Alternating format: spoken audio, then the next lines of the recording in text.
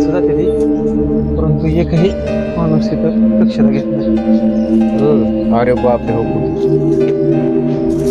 इकडे ये की.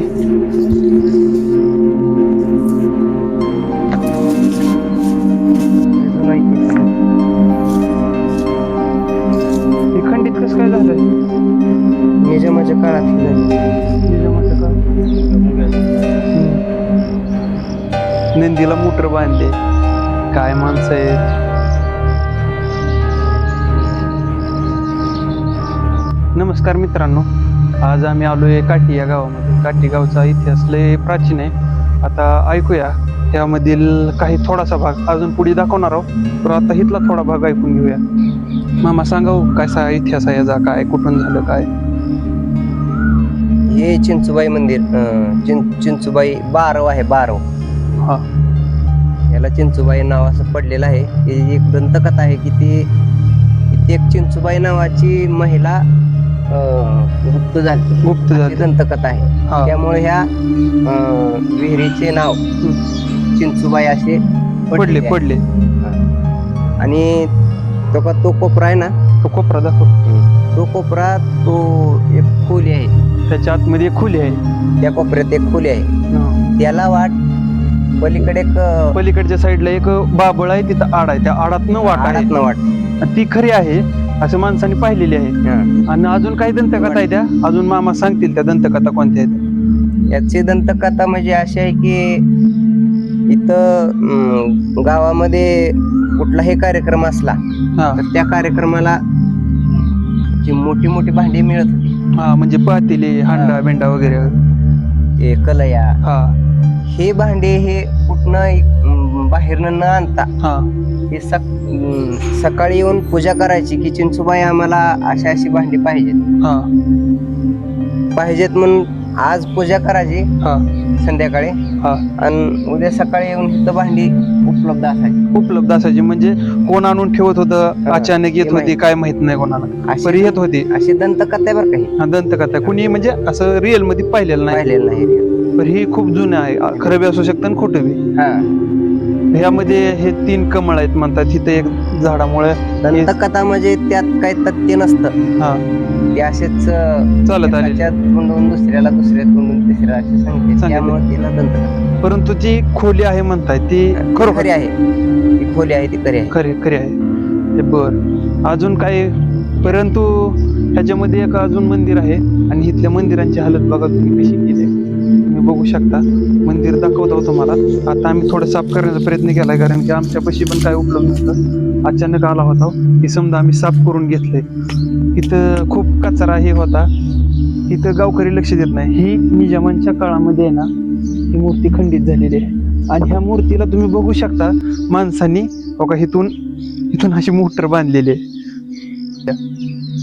आणि इथे हेमाडपंथीचं मंदिर आहे, खूप जुनं आहे. अवस्था बघा मंदिराची, हे खूप प्राचीन हेमाडपंथीचं मंदिर आहे. खूप म्हणजे ह्याचा इतिहास अजून कोणालाच माहित नाही, एवढं प्राचीन मंदिर आहे.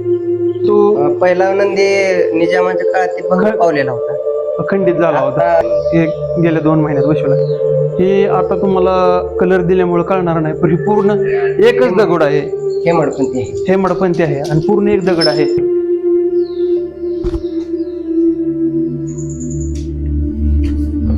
हे आहे ते हेमाडपंथी मंदिर. हे शिवलिंग आहे,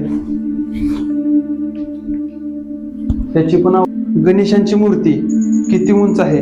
मी ऑलमोस्ट 7 फुटाचा आहे, माझ्या इथं लागते. म्हणजे 5 फुटाची दगडी मूर्ती आहे हेमाडपंथीची.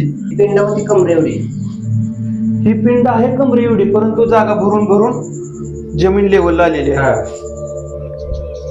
इथलं पण गणपतीचं मंदिर आम्ही आता साफ केलंय, जेवढं होतंय शक्य तेवढं. कचरा एवढा होता इथं पण हा एवढा कचरा होता, हा साफ केलाय. ह्याच आपल्या मंदिरा शेजारी, हेमाडपंथी मंदिरा शेजारी एक पंचमुखी मारुतीचं मंदिर आहे. आता ह्याचं जरा डेव्हलपमेंट झालेलं आहे, परंतु तुम्ही बघू शकता ह्या गावामध्ये आहे ना 5 मारुतीची मंदिर आहेत, 5 येण्या जाण्याच्या वाटा आहेत. तिथे मारुती, आणि प्रत्येक मारुतीच्या मंदिरात आहे ना, मारुतीला चिटकून एक नागोबाचे मंदिर आहेच, आणि इथे शनिदेव पण आहेत.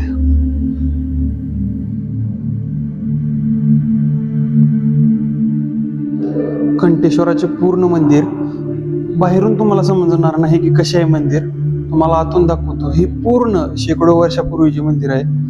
तर तुम्ही अगोदर बघू शकता कसं स्ट्रक्चर आहे. पूर्ण पूर्ण दगड आहे आणि अखंड दगड आहे हा जो ही बनवलेला आहे पिलर. स्टार्टिंगला राईट साईडने जाताना श्री नागनाथ देव म्हणजे नागोबा यांचे दर्शन.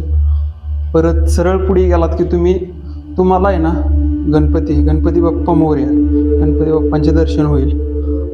आणि हे नंदी महाराज ही अशी अवस्था कोणी केली की तुम्हाला पुढे कळेलच. आणि ह्याच नंदी महाराजांची अवस्था आहे का अजून कुठल्या आहे मला अजून कळेल. आणि हे आहेत कंठेश्वर.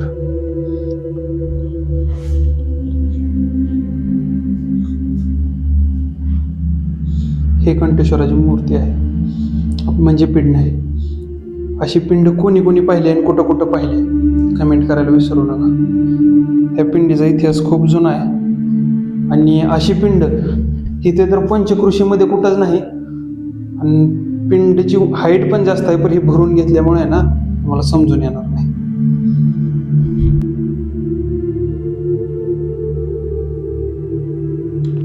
मूर्तीचा काय इतिहास आहे म्हणजे मूर्ती कशी आहे म्हणजे अशी मूर्ती कुठं बघायला मिळेल का? अशी मूर्ती आसपासच्या परिसरात तर कुठंच नाही. तिची उंची आहे 3 फूट. हा पण बाजू 3 फूट आहे. ती 4 फूट आहे आणि पुढे 2 फूट आहे. म्हणजे ही अशी लांबी 6 फूट आहे. म्हणजे 3-6 अशा हिशोबात मूर्ती बनवलेली आहे. म्हणजे उंची पण 3 फूट. उंची पण 3 फूटच आहे. आणि मूर्ती पूर्ण एका दगडाची आहे. एका दगडाची. आणि थोडक्यात म्हणलं तर खूप म्हणजे हजारो वर्षापूर्वीचं मंदिर आहे. खूप पुरातन मंदिर आहे. मित्रांनो बघा किती दुर्दैव अवस्था आहे. समध्या मूर्त्या खंडित आहेत आणि नंदीची पण मूर्ती खंडित आहे. मामाश्री गावामध्ये नंदीच्या मूर्त्या किती आहेत आणि मूर्तींचं काय झालंय मला सांगा. ती निजामाच्या काळात परकीय आक्रमण झालेली, त्यात सर्व नंदीच्या मूर्त्या खंडित झालेल्या. हे गावच निजामाच्या ह्याच्यात येत होतं. बरं त्यांच्या अंडरमध्ये गाव होतं. शिवाजी महाराजांच्या पण अगोदरचं मंदिर आहे. आणि ही बघा मूर्तींची अवस्था कशी केलेली आहे. प्रत्येक मंदिरामधल्या एक हे मूर्ती ठेवलेली नाही. समध्या खंडित केले त्या मूर्त्या. त्यांचं काय कुठलंही महादेवाचं मंदिर असलं, महादेवाचं मंदिर म्हणले की असे 12 हे राहणार, कंटिन्यू राहणार. पण हे लय पुरातन आहे. पुरातन म्हणजे अजून सुद्धा किती शाबूत आहे हे 12. फक्त ही जी जरा डागडुजी झालेली नाही. इथं हे मंदिराचं काय झालं कुणाला माहित होतं का हे मंदिर? माहित नव्हतं. असं बारीक असं 2 दगड उभा करून त्याच्यावर एक शिळ होती. परत ती काढली आणि कडची दगड काढून हाय असं कडनी मंदिर बांधलं. कडनी म्हणजे त्या जागेला हलवलेलं नाही. या इकडे समोर दाखवा तुम्ही मंदिरामध्ये शिवलिंग दाखवा. आता हे कुलूप लावलेलं आहे, आपल्यापाशी चावी नाहीये. परंतु हे गुपित लिंग म्हणजे थोडक्यात नवीन बसवलं. समजा ह्या गावामधलं जेवढं नंदी आहेत आणि निम्म्या देवांच्या मूर्त्या समध्या खंडित होत्या.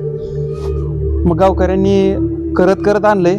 थोडं का होईना त्यांचा प्रयत्न चालू आहे. ह्याच्यामध्ये मंदिर खूप जुनं आहे आणि ह्याचा इतिहास लय मोठा. दिसाय बारीक दिसेल तुम्हाला मारुतीचं मंदिर आहे, मारुती भगवानाचं. पण हाईट बघा मामाश्री तुमची हाईट केवढी आहे? 5 फूट. ॲक्युरेट 5 फूट मूर्ती आहे. ॲक्युरेट 5 फूट.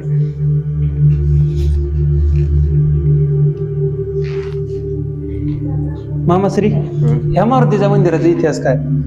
याचा इतिहास आम्हाला पण माहित नव्हता. पण पुरातत्व विभागाचा इतिहासकार एक पुस्तक वाचला कुठलं तरी, ते नाव माहित नाही मला पुस्तकात. पुस्तक वाचून तो इथं आला, मंदिर हुडकीत आला. आणि त्याने ह्या पण मंदिराला शिलालेख आहे हे आम्हाला पण माहित नव्हतं. यात म्हणतात या शिलालेख दाखवतो तुम्हाला मंदिराचा शिलालेख. खूप इंटरेस्टिंग आहे बरं का. हा या मंदिराचा शिलालेख आहे. इथे शिलालेख आहे. आणि या शिलालेखावर काय लिहिलेलं आहे त्या माणसानं वाचून दाखवलं. बर म्हणजे त्याला पूर्ण लिपीचं ज्ञान होतं म्हणायचं. त्यामध्ये काय लिहिलेलं होतं? त्यात असं लिहिलेलं होतं की या मंदिराला तुळजाभवानी मंदिरातनं तिची व्यवस्था या मंदिराला तुळजापूर मंदिरात केलेली आहे केलेली आहे.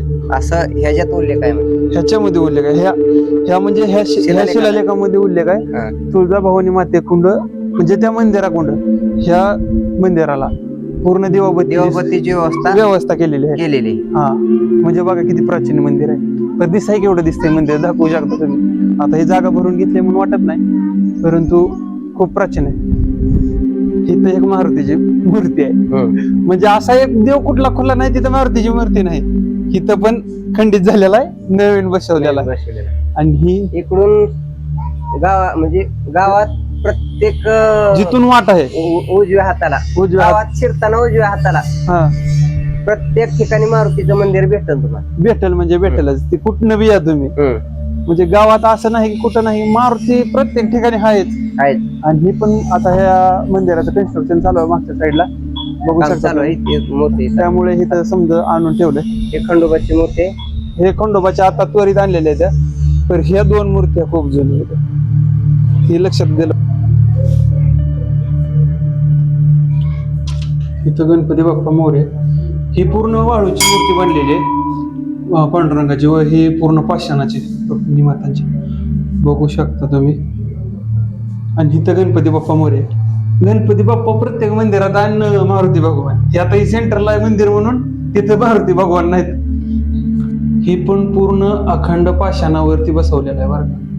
हे पूर्ण आता भरून काढले, सिंहासन आहे, पाषाणी सिंहासन. पाषाणी सिंहासन आहे. असं तुम्हाला पंढरपूर ह्या अशा ठिकाणी बघायला मिळेल, असं आसपास कुठं नाही बघायला मिळेल. त्याच्यावरती ह्या मूर्त्या बसवल्या. इथं आहे एक शिलालेख, तो शिलालेख तुम्हाला दाखवता. एक आहे हा सेम असा शिलालेख पंढरपूरच्या मंदिरात रुक्मिणीच्या पाया पडलं ना, हा बाहेर आल्यानंतर उजव्या हाताला सेम असा शिलालेख आहे. सेम टू सेम असाच आहे. ह्या मंदिराचा इतिहास आणि तो शिलालेख त्या मंदिराचा इतिहास. ह्या मंदिरात पायाचं खोदकाम करताना काही सापडलं होतं म्हणून मला कळलं, त्याचे दागदागिने. दागदागिने सापडले. तरी अंदाजे किती असतील काय माहित नाही. ते 2-3 हार होते म्हणून पाटल्या, बर मणिहार असे काहीतरी 2-3 आताच म्हणजे ह्या 10-15 वर्षापूर्वी. नाही हा ही 40 वर्षापूर्वी 40 वर्षापूर्वीची गोष्ट आहे. बर प्रशासनाने घेतले का, प्रशासनाने नेऊन ठेवले. पण ह्या मंदिरात भेटले म्हणून त्याचा पुरावा त्यांनी कुठे ठेवला का नाही का, काहीच नाही. ते आपल्याला काय माहिती. हा जाऊ दे, पण भेटले होते नक्की. भेटले होते, पोलिसांनी येऊन स्वतः नेले. पोलिसांनी येऊन नेले, मग विषयच नाही.